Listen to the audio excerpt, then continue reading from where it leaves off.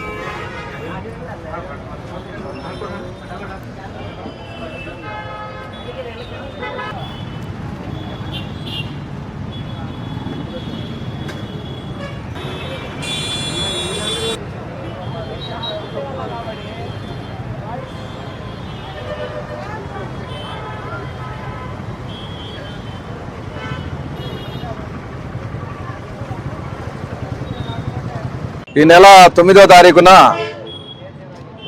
నందులపేట ఏరియాకి చెందినటువంటి షేక్ ఫయాజ్ అహ్మద్ 52 సంవత్సరాల వయసు కలిగినటువంటి ఒక వ్యక్తిని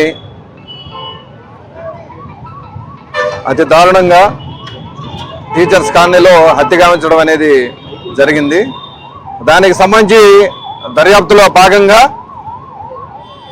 మొత్తం 6 ముద్దాల్ని గుర్తించడం అనేది జరిగింది. అందులో మాకు రాబడిన సమాచారం మేరకు ఈరోజు మొత్తం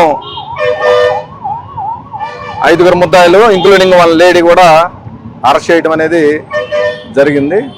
అందులో భాగంగానే ఇప్పుడు ఇక్కడ గోల్డెన్ వైన్స్లో వాళ్ళు బీర్ బాటిల్స్ కొనుక్కున్నామని సమాచారం ఇచ్చారు. అదేవిధంగా పక్కన ఉన్నటువంటి మెడికల్ షాప్లో మాస్క్ కూడా కొనుక్కుంటామని చెప్పిన నేపథ్యంలో సీన్ రీకన్స్ట్రక్షన్లో భాగంగా వాళ్ళు ఎక్కడైతే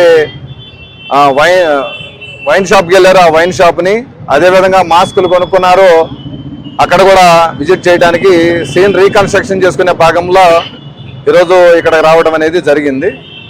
దర్యాప్తు ఇంకా కొనసాగుతుంది. రేపు గౌరవ డిఎస్పీ గారి ద్వారా ప్రెస్ మీట్ కూడా కండక్ట్ చేయడం అనేది జరుగుతుందని తెలియజేస్తా ఉన్నాం. దీని మీద ప్రజలకు అవగాహన ఏంటంటే ఎవరు కూడా ఎవరి జోలికి ఒట్టి పుణ్యానికి వెళ్ళకూడదు. అనవసరంగా గ్రూపులుగా గ్యాదర్ అయిపోయి అమాయకులైనటువంటి ప్రజలపైన దాడులు దుర్మార్గాలు చేస్తామంటే ఎట్టి పరిస్థితుల్లో కూడా పోలీస్ డిపార్ట్మెంటు గుంటూరు జిల్లా పోలీసులు ఉపేక్షించే ప్రసక్తే ఉండదు.